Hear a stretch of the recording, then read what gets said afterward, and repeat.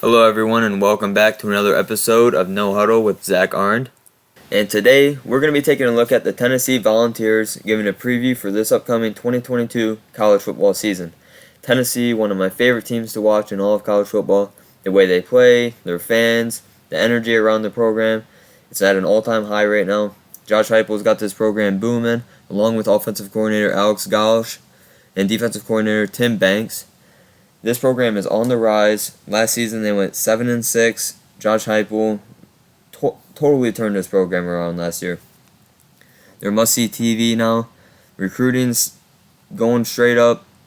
Last year they signed about 7 4 stars, which by Tennessee's standard, that's very good. In 2023, they already got a 5-star quarterback, Nico Iamaleava, and 5-star edge rusher, Jadavian Bradley signed. So this program is one to watch going forward. And with that said, Tennessee has some very important players returning this season. Superstar quarterback Hendon Hooker threw for 3,000 yards and 31 touchdowns last year. He also only threw 3 interceptions over the course of the entire season.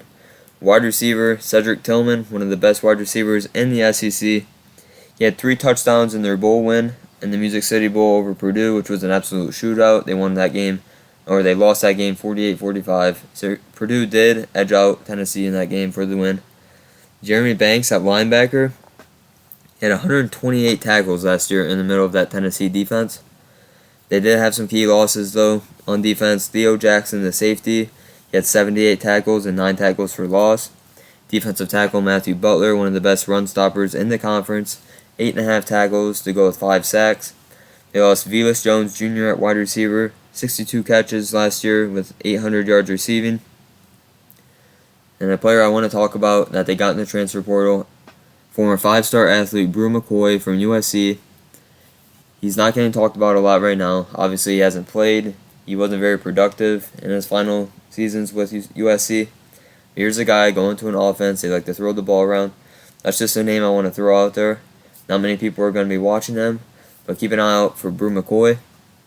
Looking at the rest of this depth chart, wide receiver room is absolutely loaded. The starters Cedric Tillman, Ramel Keaton, and Jalen Hyatt, all deep ball threats.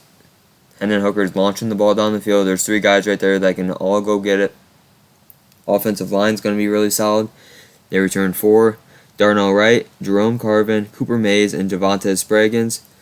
I see Dane Davis or Gerald Mincey starting at right tackle.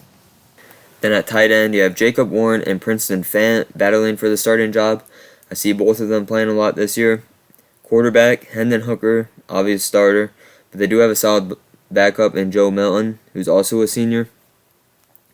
They have 2 stud running backs in Jabari Small and Jalen Wright. Those 2 form one of the best running back duos in the SEC.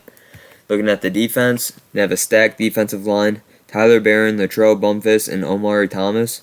Very solid up front. They returned senior Byron Young, one of the best defensive ends in the SEC. At linebacker, they have Aaron Beasley, Jeremy Banks, Solon Page, and Juwan Mitchell. 4 senior linebackers. That's a position to watch for on Tennessee this year. Very experienced. At corner, Warren Burrell, Kamal Hayden, and Donico Slaughter, I think will start, but Desmond Williams and Deshaun Rucker also battling for the starting job. Brandon Turnage is the guy to watch out for. He didn't start last year, but he's an absolute ball hawk in the secondary. He's going to get some playing time this year. At safety, I have Traven Flowers and Jalen McCullough starting, 2 seniors. Last year, as I mentioned, Hendon Hooker threw for 3,000 yards, 31 touchdowns, and 3 interceptions.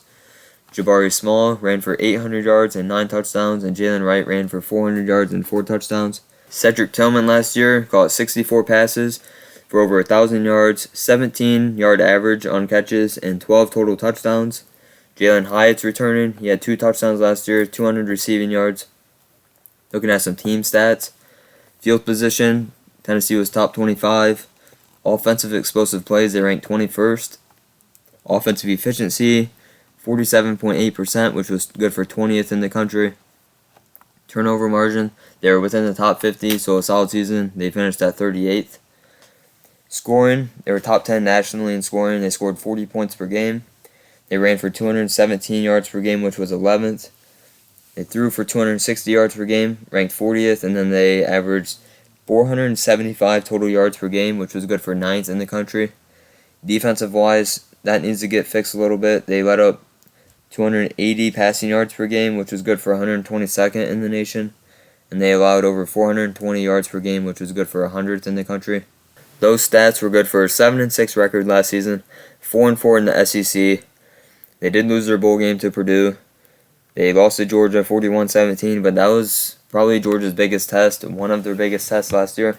That was at Tennessee. The game was close at the beginning. Turnovers and just bad field position really turned that game around.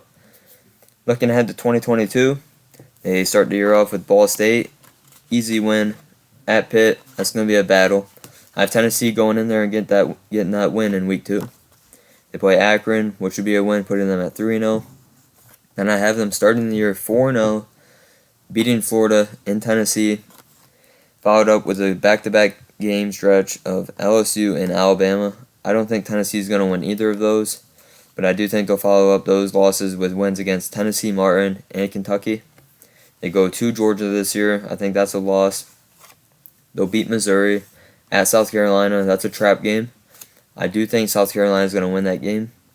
It's going to come down to a quarterback battle. Hendon Hooker is going to have a tremendous season, but it might catch up to him in that game. I see Spencer Rattler having a great game against this Tennessee defense. So I have them losing that game, then finishing the year at Vanderbilt. Probably going to be a blowout win for Tennessee. I have them finishing 8-4. Going bowling, once again, I think they're going to improve from last year. They went 7-6 last year. I have them going 8-4 this year. If they win their bowl game, 9-4. So once again, Tennessee is a program to keep your eye on, both on the recruiting trail, on the football field, and just in general. Josh Heupel's got this program booming right now. Recruiting is not going to slow down. On-field performance, including the defense, needs to improve. And I believe Tim Banks, defensive coordinator in Knoxville, is going to get that done this year. That's going to do it for today's video, guys. Make sure to leave a like, subscribe to the channel, and I hope you all have a great day. I'll catch you in the next one.